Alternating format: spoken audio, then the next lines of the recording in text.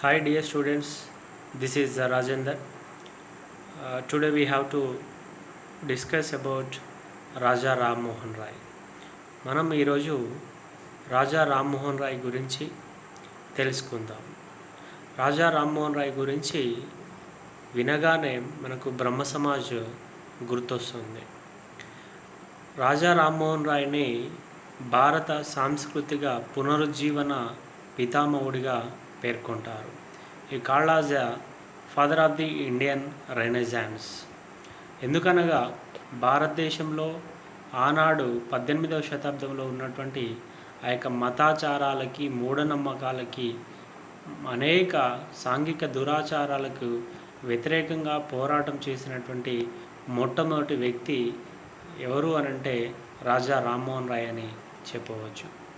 రాజా రామ్మోహన్ రాయ్ కృషి ఫలితంగా ఈనాడు భారతదేశంలో సతీ సహగమనము, బాల్య వివాహము మొదలగు అనేక సాంఘిక దురాచారాలు అనేటివి రద్దు చేయబడ్డాయి. So Raja Rammohan Roy was called as a father of the Indian renaissance. He was a founder of the Brahma Samaj. Brahma సమాజాన్ని స్థాపించినటువంటి వ్యక్తి రాజా Rammohan Roy. He was given the title of Raja by Akbar to the Mughal Emperor. అతని యొక్క పేరు రామ్మోహన్ రాయ్ అయినప్పటికీ రాజా అనేటువంటి బిరుదుని ఆనాటి రెండవ అక్బర్, మొఘల్ చక్రవర్తి అయినటువంటి రెండవ అక్బరు అతనికి రాజా అనేటువంటి బిరుదునిచ్చి సత్కరించడము జరిగింది. అట్లాగే రాజా రామ్మోహన్ రాయ్ని ఆధునిక పునరుజ్జీవనోద్యమ పితామహుడని, అట్లాగే ఆధునిక భారతానికి పునాదులు వేసినటువంటి వ్యక్తిగా కూడా పేర్కొంటాం. He was the greatest social reformers of modern India. ఆధునిక యొక్క సంఘ సంస్కర్తల్లో అతన్ని మొట్టమొదటి వ్యక్తిగా పేర్కొనడం జరుగుతుంది. ఇతను ప్రధానంగా ఆనాడు సతీ సహగమనము మరియు బాల్య వివాహాలు రద్దుకు, అట్లాగే వితంతు పునర్వివాహం కోసము కృషి చేయడం జరిగింది. He was known for his efforts to abolish the practices of sati and child marriages. రాజా రామ్మోహన్ రాయ్ అతను ఎప్పుడు జన్మించాడు, అతని యొక్క జీవిత విశేషాలు కనుక చూసినట్లయితే he was born in 1972 May 22nd. He was born in Radhanagar in west Bengal, Hooghly district of west Bengal presidency. ప్రస్తుత పశ్చిమ బెంగాల్లో హూగ్లీ జిల్లాలో ఉన్నటువంటి రాధానగర్ అనేటువంటి ప్రదేశంలో 1772 మే 22వ తేదీన జన్మించాడు. 1833 సెప్టెంబర్ 27న ఇంగ్లాండ్లోని బ్రిస్టల్ అనేటువంటి నగరంలో మరణించడం జరిగింది. ఇతను బ్రిస్టల్లో మరణించడానికి గల కారణము మనం తర్వాత తెలుసుకుందాం. అతని యొక్క తల్లిదండ్రులు రమాకాంత, అతను ఒక వైష్ణవ మతానికి చెందిన వైష్ణవ. అతని యొక్క తల్లి తరిణీదేవి.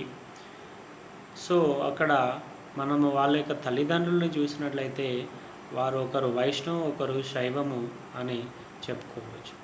చిన్నతనం నుండి అనేక భాషలని అతను నేర్చుకోవడం జరిగింది. ఆనాడు అతను బెంగాలీతో పాటు తన యొక్క మాతృభాష బెంగాలీతో పాటు సంస్కృతము, పర్షియన్, అట్లాగే ఇంగ్లీష్, అరబిక్, గ్రీక్, లాటిన్ భాషలని కూడా నేర్చుకోవడం జరిగింది. ఈ ప్రధానంగా ఆనాడు ఆ యొక్క అరబీ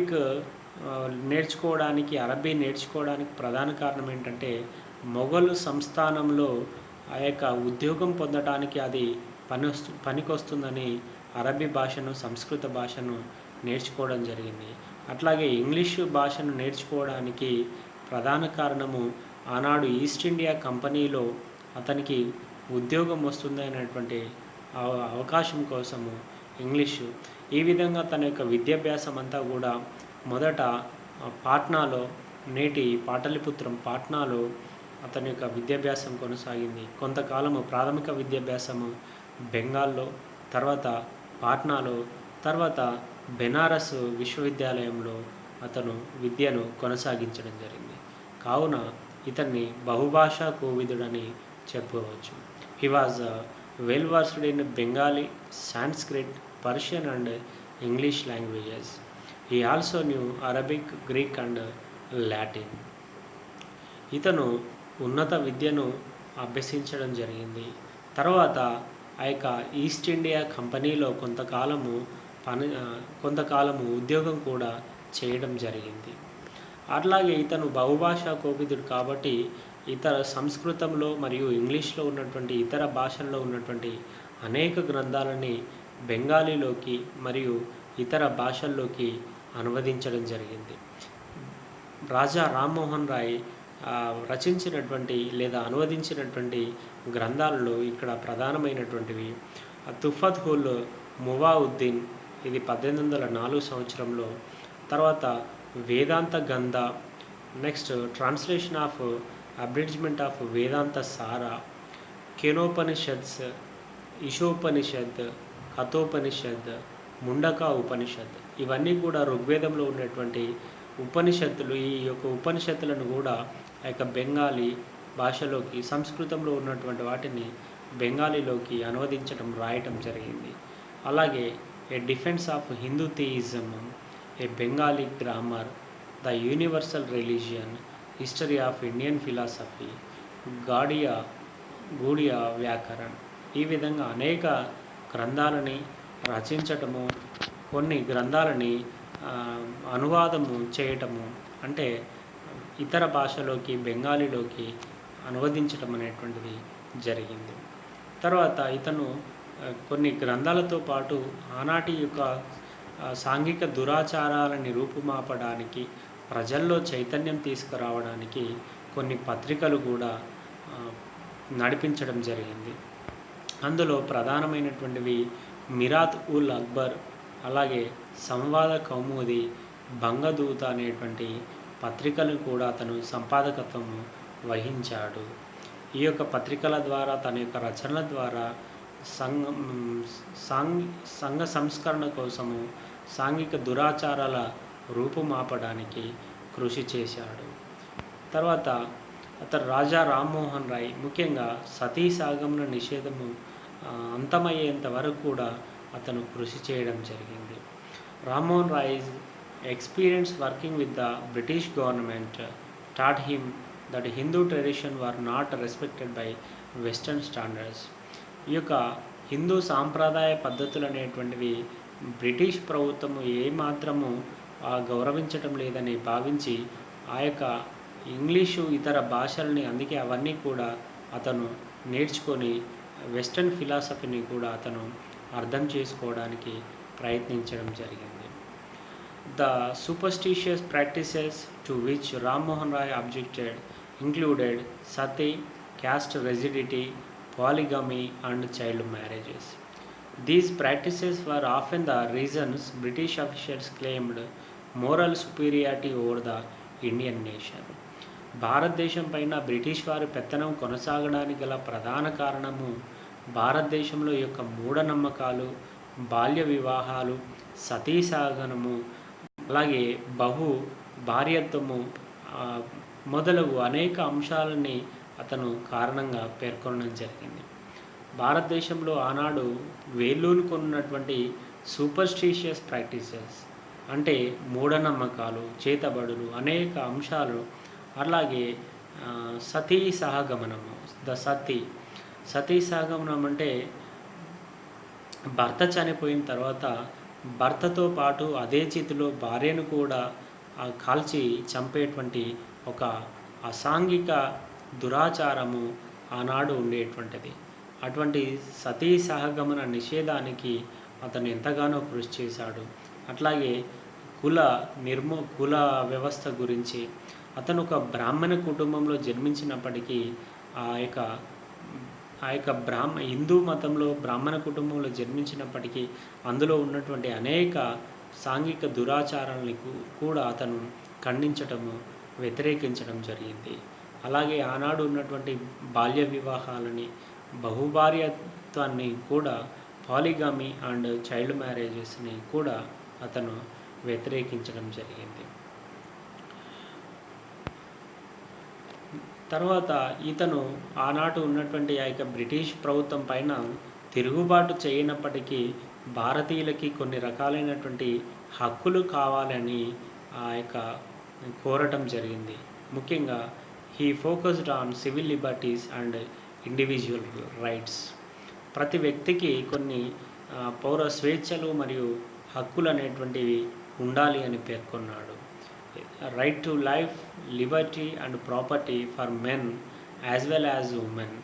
ప్రతి వ్యక్తికి, స్త్రీ పురుషులకి జీవించే స్వేచ్ఛ మరియు జీవించే హక్కు, ఆస్తి హక్కు మరియు ఇక వాక్ స్వాతంత్రము హక్కు జాన్ లాక్ చెప్పినటువంటి right to life, liberty and property ఏవైతే ఉన్నాయో, జాన్ లాక్ సామాజిక ఉడంబడిక సిద్ధాంతంలో పేర్కొన్నటువంటి సహజ హక్కులైనటువంటి right to life, liberty and property అనేటువంటివి ప్రతి స్త్రీ పురుషులకి అందరికీ కూడా కల్పించాలి అనే బ్రిటిష్ ప్రభుత్వాన్ని కోరటం జరిగింది. Freedom of thought and expression. ప్రతి వ్యక్తికి భావ ప్రకటన స్వాతంత్రము, ఆలోచన అనేటువంటిది భావ ప్రకటన స్వాతంత్రం, వాక్ స్వాతంత్రాన్ని కల్పించాలని పేర్కొన్నాడు. Freedom to form associations and political parties. Right to warn, disobey and resist government in peaceful and constitutional manner. ఈ యొక్క సంఘాలను, సమావేశాలను, అలాగే పార్టీలను ఏర్పాటు చేసుకునేటువంటి స్వేచ్ఛ కూడా కల్పించాలి అని పేర్కొనడం జరిగింది.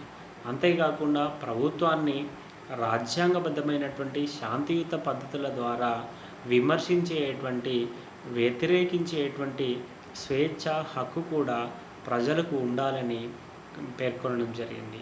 ఎందుకంటే ఆనాడు బ్రిటిష్ ప్రభుత్వము భారతీయులని ఎటువంటి స్వేచ్ఛ స్వాతంత్రాలు లేకుండా వారిని ఏ విధంగా అణచివేయాలనేటువంటి విధానాలతోటి బ్రిటిష్ ప్రభుత్వము ఆనాడు అనేక చట్టాలను తీసుకురావడం జరిగింది.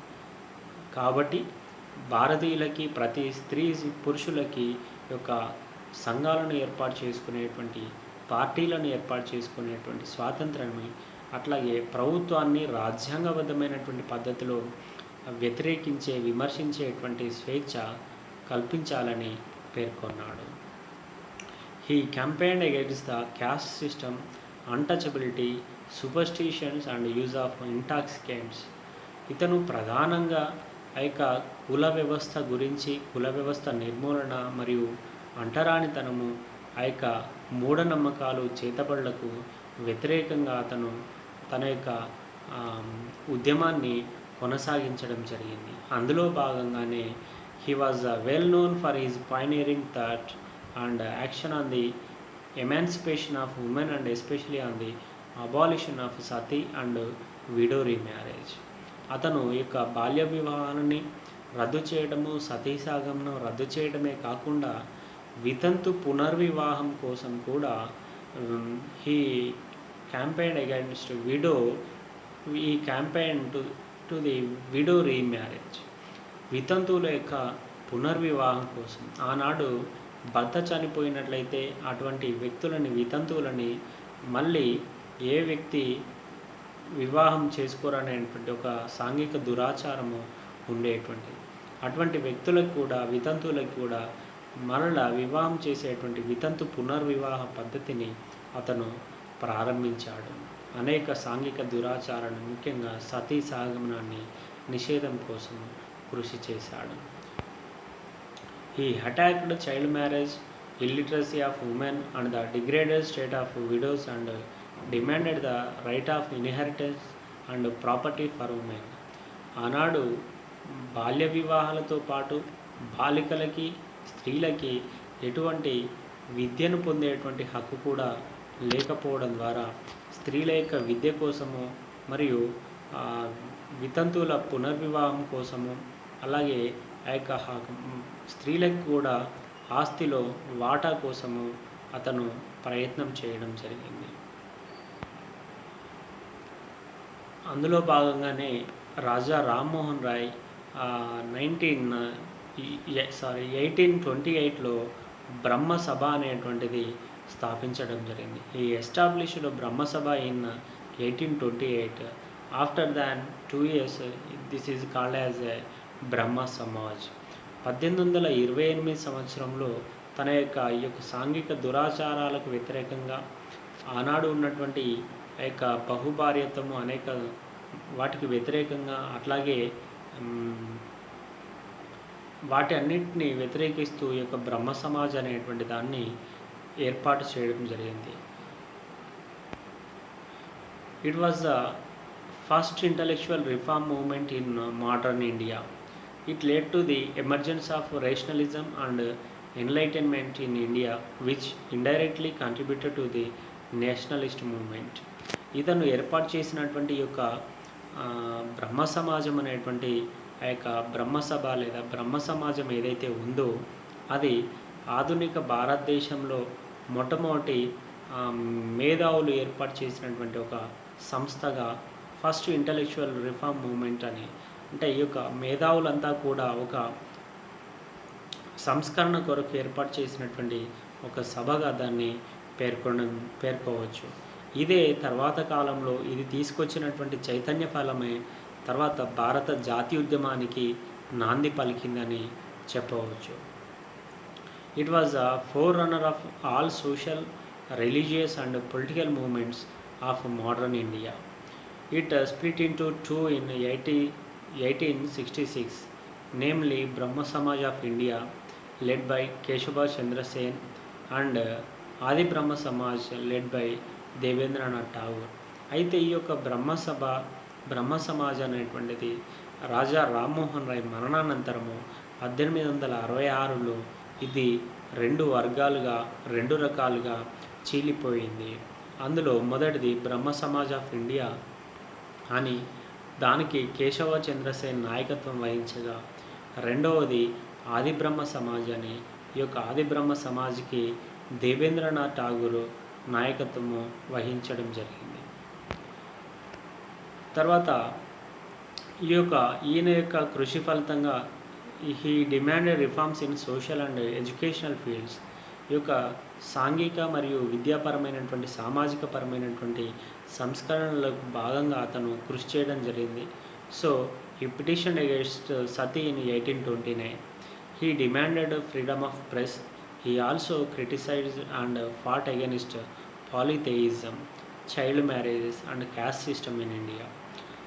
బాల్య వివాహాలు అట్లాగే బహుభార్యత్వము, దీనితో పాటు విగ్రహారాధన, బహుదేవతారాధనని కూడా అతను వ్యతిరేకించడం జరిగింది.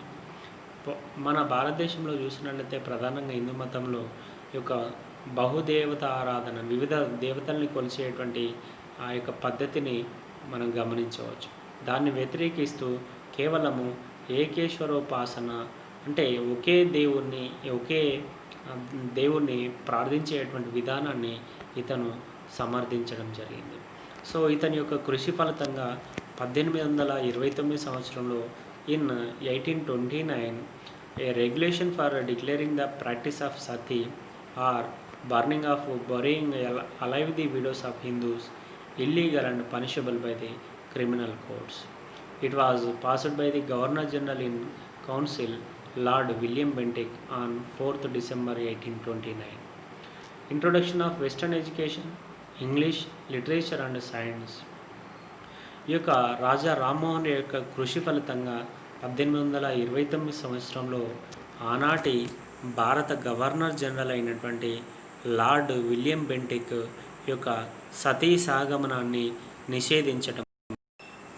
రాజా రామ్మోహన్ రాయ్ కృషి ఫలితంగా లార్డ్ విలియం బెంటిక్ సతీ సహగమనాన్ని నిషేధించడం జరిగింది.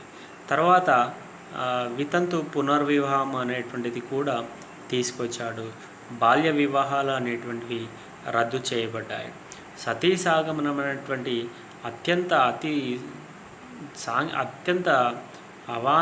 అమానవీయమైనటువంటి ఆ యొక్క సాంఘిక దురాచారము రామ్మోహన్ రాయ్ కృషి ఫలితంగా విజయము సాధించింది అని చెప్పవచ్చు.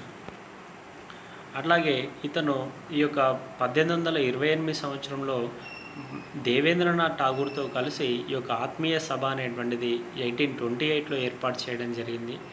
అదే తర్వాత బ్రహ్మ సమాజ్ అని 1830 నుండి బ్రహ్మ సమాజ్గా వెలుగులోకి వచ్చింది.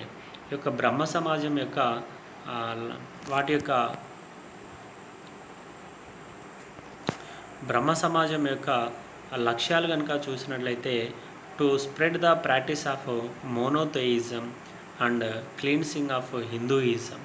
ముఖ్యంగా హిందూ మతంలోని యొక్క అనేక సాంఘిక దురాచారాలు ఉన్నాయి కాబట్టి హిందూ మతంలో ఉన్నటువంటి యొక్క సాంఘిక దురాచారాలని తొలగించటము అత్యంత ప్రధానమైనటువంటి లక్ష్యంగా బ్రహ్మ సమాజ్ నెలకొల్పడం జరిగింది. అట్లాగే monotheism, to spread the practice of monotheism, Hindu మతంలో ఉన్నటువంటి బహుదేవతారాధనకి వ్యతిరేకంగా కేవలము ఏకేశ్వరోపాసన లేదంటే ఒకే దేవత ఆరాధన. ఈ ముఖ్యంగా ముస్లిమ్స్లో తీసుకున్నట్లయితే వాళ్ళు ఆ యొక్క అల్లాని ఏ విధంగా కొలుస్తారో, క్రిస్టియన్స్ ఏ విధంగా జీసస్ను కొలుస్తారో, అట్లాగే హిందువులలో కూడా బహుదేవత ఆరాధన బదులుగా ఏకేశ్వరోపాసన అనేటువంటిది, ఒకే దేవత ఆరాధన అనేటువంటిది అతను పేర్కొనడం జరిగింది. దీన్నే మనము మోనోథెయిజం అని చెప్పేసి పేర్కొన్నాం. Brahma Samaj believes in the existence of one supreme god. కేవలం ఒకే ఒక దేవుని పూజించాలి, ఆరాధించాలి. అందులో కూడా విగ్రహారాధనని అతను ఖండించడం జరిగింది.